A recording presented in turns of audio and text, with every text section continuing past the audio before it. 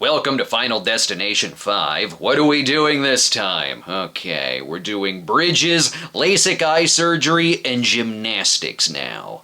Sure, the final destination was supposed to be the final destination, but where there's a final chapter, there's always a new beginning. Therefore, death will be revealed to be Roy in this entry. Despite coming only 2 years after Part 4, this one breaks the cycle of odd films directed by James Wong and even films directed by David Ellis, as this time Stephen Quayle takes over as director, later of Into the Storm, and it's got a different writer, as Eric Heiserer wrote the script previously of the Elm Street remake. Where's the evidence that death here isn't remake Freddy halfway crossing into the real world? The priority of the filmmakers was to make it a little bit darker, like the first in the series, as opposed to when it got more comedic, like in the fourth. But they still bring back the 3D of the fourth film. It is a 2011 film after all, but the important question is whether they still have characters named after horror directors. And they do. We've got Peter Friedkin after William Friedkin, Candace Hooper after Tobe Hooper, and Olivia Castle after William Castle. That's all I needed to know, because the plot, well, what do you think it is? They survive a disaster, and death chases them. Let's do this again! And with the emphasis on 3D like in the previous, yeah, there's some glass and skull shattering towards the camera, but the titles need to shoot out more, like the letters are gonna poke me in the eye. How am I supposed to get excited that Courtney B. Vance is in this when you already kill his name in the opening credits? They are shattering the screen so much that even the glass is bleeding from cutting itself. It's for every name and credit, too. These credits go on for a while, but we paid to see these damn 3D effects, so we're gonna use them. It's making 3D images out of the death scenes from the first and this one, while also doing 3D references to deaths from the fourth that were also in 3D. This one's thinking fourth dimensionally. Can't tell if log reference to the second, or if whoever designed the credits got tired on the job and decided to take a shit on the director's name. Now we can meet our heroes, getting in their last meal. This is amazing. Thanks, man. Just remember that when you see my sales report for last month. Already far better characters than in the fourth, except for you, George. I'll always love you.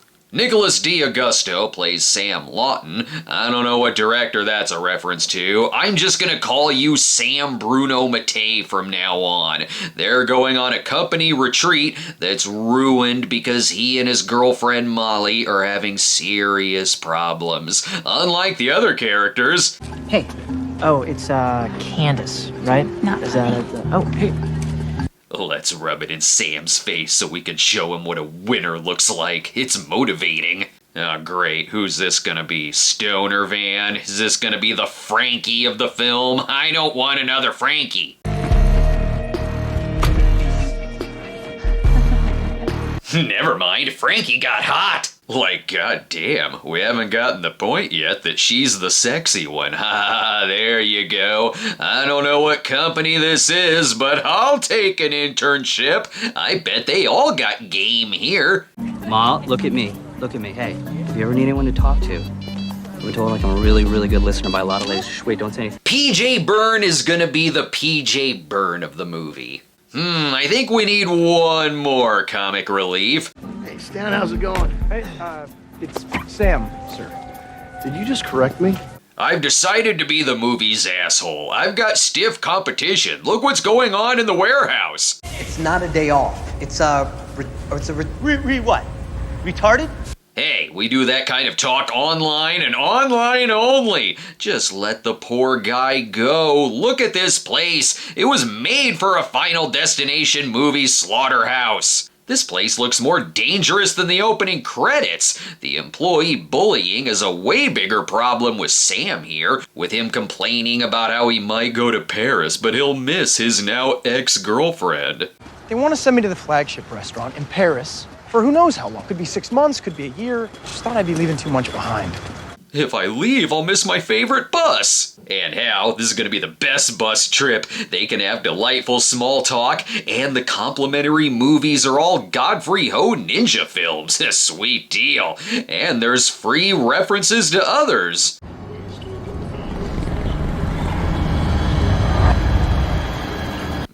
Logs. That reminds me, do I be the first to take a shit on the bus? Nah, I'll wait for David Koechner. I've seen this film once before, but that was back when I saw it in theaters, and there's plenty I remembered about it, such as the ending and also the gymnastics scene, but for the life of me, I could not remember what the opening disaster was, and I tried for weeks to recall, like, it's gonna come to me, these set pieces are all famous, I'm gonna remember, and I just couldn't until I sat down to rewatch it. I don't fault the movie for that though, because watching it again, this bridge collapse is still a good, crazy, over-the-top scene. It's also the longest of the opening disasters up to this point. I think what it is whenever I made a reference to this movie, it was this. My bridge collapse references were always reserved for the Mothman prophecies. No, Olivia, you can't die too! You're the only reason I became an intern at this place! No!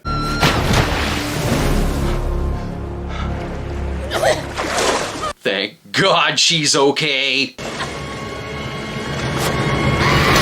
She can still be fine. That car had a soft roof. You'll just get a little headache if it hits you on the head. I think we know who's gonna get the worst of it.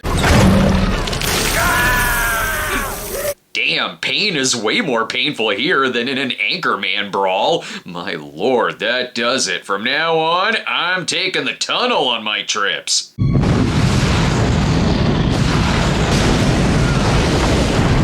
Never mind, I've seen daylight. I'm just never going outside again. Do we get to the it's all a premonition yet? No, we've still got some 3D to show, then he can wake up. It was then that Sam wondered if he should just simply get off the bus himself or tell everyone. He has been praying for new co-workers since he started. The bad news is the company retreat is canceled and there's no way out of town. The good news is I'm calling up another bus gang who are going bowling instead. Packer knows how to run his office smoothly. God, I'm gonna get blamed for all of this. Get me the finest lawyer in the business. Johnny Cochran will get me free. Detective Courtney B. Vance is getting to the bottom of this mystery, even if he has to question every Dave Franco in the area. He'll get the juicy gossip. Tell me about the breakup. Was he upset? Scale of 1 to 10. 1 meaning he's a sack of vanilla in bed. 10 meaning you're looking for a nice, handsome detective to sweep you off your feet. Let's take a break. Like everything else, I've seen this scene before. If whatever John Klein is experiencing 99 will die is all in his mind, how come his nightmares are all coming true? The Mothman prophecies. We're back. You don't need to recap anything. That's why we have the news. And although they've been branded the Lucky 8, the surviving employees now face an uncertain future. What, are they getting laid off too? So, another funeral scene, huh? Do we just repeat the lines from the other ones? How are we supposed to do that? This is a prequel. Shh, quiet, you idiot. We're not supposed to know that yet. Maybe this mass death will reignite the spark in these two lovebirds. Chris Boylan. David Buckler. We are gonna rail hard after the post-funeral buffet. Even Mr. Bloodworth has a bigger interest in this group's tragedy. He shows up at the actual funeral. He was pissed off he was left out of parts 3 and 4. You're gonna include my wisdom if I have to watch your friends be buried myself. I'm also thinking that death chooses to stalk those who have jobs that are made for a horrifying death scene. So, what's going on in the kitchen today? I don't know, they're shooting a PSA across the room. But really, I should have cleaned up the grease over there. And they should never put the deep fryer so close. Oof, she must have survived a mineshaft explosion a week earlier. Death is killing their careers and their romance.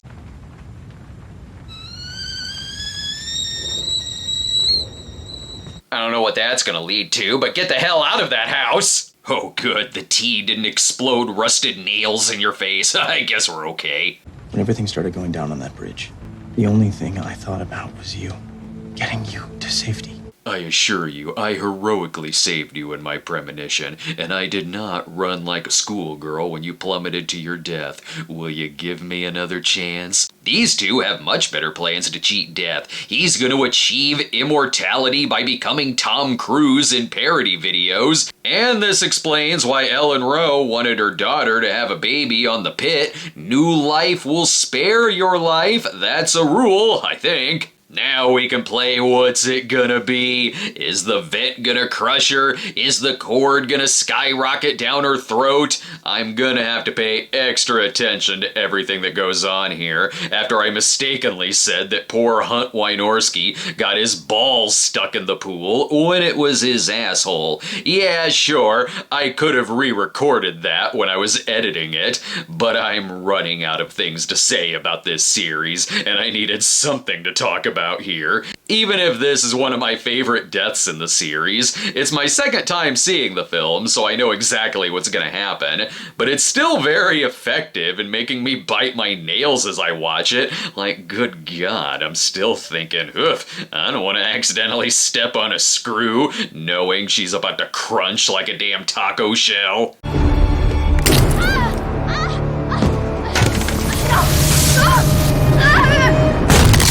My favorite thing about that is that that's the image the Sun-Times used for Roger Ebert's review. Thanks for coming, bro. I knew she was lying when she told me that all gymnasts' bones are made of rubber. Lying bitch. I love her. We can make the scene even weirder. Let's just go, Sam. They're toying with the idea of making Bloodworth a ghost now. They're dealing with the company losses in their own way. Oh, Debbie. You were so naughty. He's relieved the head of HR also perished in the bridge accident. Or is it the other way around? Did HR survive, and they're gonna save the company by staging an elaborate spy incident for Uncle Touchy over here? This covers a session for 2 different physical therapies. Like massage therapy. Erotic massage. Ugh, I'm not gonna tell him that every room is a jigsaw trap. Ooh, this is gonna get wacky. Does this guy go everywhere thinking it's a sex club? You're going the wrong way there, little lady. 我冇做錯嘢. Oh! What is it, an 80s comedy now? Is it Final Destination or a deleted sequence from My Tutor? When will these boys get themselves laid? This is gonna get crazy. What's going on back in the office? That's where the 3D is, but seems a little tense in there. Let's go back to the massacre. Ah, acupuncture. 2 billion people can't be Wong. I said Wong. You follow me? Death is just doing everyone a favor here. Here, we'll make the table extra slippery so you can fall off of it somehow. And remember, no calls from foreshadowing props. This is a prequel. Shh, go to sleep. Again, we're not supposed to know that yet. Not only can we play What's It Gonna Be, but the character in the scene will play it too. Oh! Hey! That's the first thing I'm noticing, so I don't think it'll be that kills me, but you should definitely put out the fire still. See, it'll be the needles that get him. The fire was innocent all along. Now let's call this death scene a day. 5 movies in and the deaths are still unpredictable. Here I was guessing fire or needles when it was the kindly Mr. Statue that did it. It's also perfect timing for these two to get even closer. They don't have Isaac around anymore. There goes about 20 different lawsuits tied to the company. Only one man can help, or at least say something cryptic. Why are you following us? Who are you? What are you doing? Okay, this is normally the part where I go, oh, is your job being death? Is it you who is a fallen angel orchestrating these kills, or at least providing the premonitions? Well, I can't say that now because I've seen the 6th film, so I know his backstory, although now I'm just wondering why he isn't saying, I experienced this before too. I survived a Space Needle restaurant collapse in the early 1960s. Instead, now he says, look, if you kill someone, you can take the time that they have left. That's a new theory that I'm working with. We've tried being dead and resuscitated, and also if you create life by having a child, but now we're doing, you have to shoot someone. Make sure you relay it back to your friends who aren't there. Oh right, Olivia. I forgot you were in this. Olivia Castle decided to hang out in the coward's corner instead of going to Isaac's death scene. Ah, LASIK eye surgery. No need for them to contact you anyway because you are so dead. And that bear must have survived a crash too because she is killing that thing. At least she gets to watch some on-screen entertainment while she gets ready. Yes, all part of Bloodworth's extra rule. If you cheat death, you'll be fine, but you'll throw up whenever you hear the 9th Symphony. It's amazing how many deaths in this series could be spared if people just stopped leaving their water around everywhere, and if they built these machines not to go into maximum overdrive whenever they get splashed. Seriously, I don't even get machinery in this universe. Why would it even be programmed to go that high? Help me! And why was your window just made out of easily breakable sugar? Sorry fellas, it appears the clinic may have made a mistake. They sent out for an eye surgery laser, but accidentally got one of those machines used to interrogate James Bond. Let's take a break. It's about damn time someone wrote their will in one of these films. Welcome to the health club where you'll sweat blood.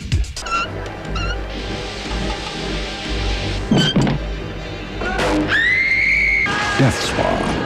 An exercise in terror. We're back, and yeah, they're figuring out Death's love of numbers and the correct order of the deaths. I know. Damn it, I know. I'm just here for the kills. Oh, we're back to this room. For the love of God, you may not have that much time left anyway, but you could at least not make it so easy for Death. Find another job that doesn't have steel hooks dangling above you.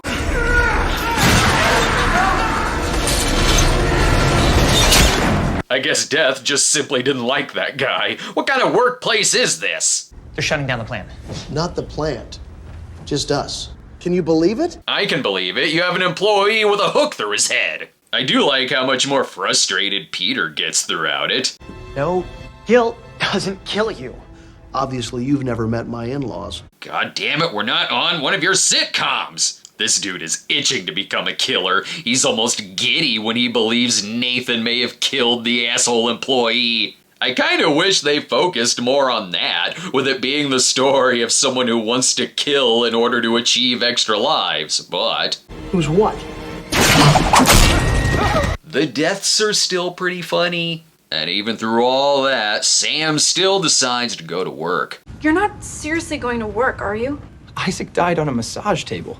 Death is gonna come for me. I don't think it matters where I am. Okay, but again, you could still be somewhere where there's no open flames and pots of boiling water. Yeah, maybe I should have stayed home. I don't want water to get splashed on the slicer, and then it starts going 200 miles an hour. Or this boneheaded move. Frankly, I would have deserved that. But after work, they're gonna get a tiny moment of happiness by making a romantic dinner for Molly. But also, he'll lose points because what part of you thinks it's a good idea to light hundreds of candles in this place? Or to let the man inside, who is totally a serial killer now? I remember the first time I saw this, and I wasn't crazy about it, for it being yet another that does the same formula again without moving forward that much. The first 5 movies are like a horror franchise, where every entry is the 2000s remake, which must be why Ari and Escarpeta, of the Friday the 13th remake is in it. But there are good ideas here that aren't from the others, like Peter fighting his conflicting feelings about murdering someone. I wish he was the main character, since he's the most original character in it, and a good arc too, starting out like the jolly best buddy, and then ending up a killer who wants to wipe the two of them out. I love that he's going Jerry Maguire cruise and Collateral cruise all in the same film. Another thing that makes this work better for me the second time is that I'm watching it right after seeing the fourth, which was the worst in the series. This movie does its characters way, way better than that film. The 3D was more of a standout in the fourth, whereas here, I keep forgetting that it's in 3D, which was impossible to do in the fourth, and everything's all good here. He just scored the rest of Courtney B. Vance's life. Now they can be friends again. You just witnessed the murder of a federal agent, and I'm not going to spend the life I just earned in prison. Yeah, I didn't quite think this through. I am so going to jail if I survive this. Someone come in quick and save the day. 3D, you son of a bitch! I knew you were still lurking around here somewhere. Now it's 2 weeks later and they can go off to Paris for his dream job until we get the best ending of the whole series. Come on, Huh, I've seen this movie before. Don't worry, it's nothing, dear. I think the guy from Idle Hands got kicked off the plane. So yeah, it's a prequel to the first, and oops, they're on the doomed Flight 180. That's one way to get the 180 trademark back in the movie. It was cool how all the clues were subtle too. They didn't have anything beforehand that screamed the year 2000s, just the kinds of phones that they were using, and also the date on the gift certificate. It's the Remember Me of the Final Destination movies. I also like that we get to see the crash from another point of view, and it's still a terrifying ass thing to watch. And that's how he became Two-Face. As for Nathan and the time that he got from the dead employee... What do you mean? Turns out Roy had an enlarged blood vessel in his brain so big, he's about to burst. They said he'd be dead any day now. Ah, shit. And thus ends Final Destination 5, which now makes me wonder why in the news coverage from the first, they weren't like, oh, and the wheel of the plane crushed a man in a bar, too. But like all the others, it was a success, yet they decided to give it a bit more time for the next. So 14 years later was when we got Final Destination Bloodlines. I'll get to that one once it's out of theaters. The Mr. Bloodworth origin story we've been waiting years for. 50 years ago, Grandma survived a disaster. Because that would be crazy. Final Destination Bloodlines. Good luck.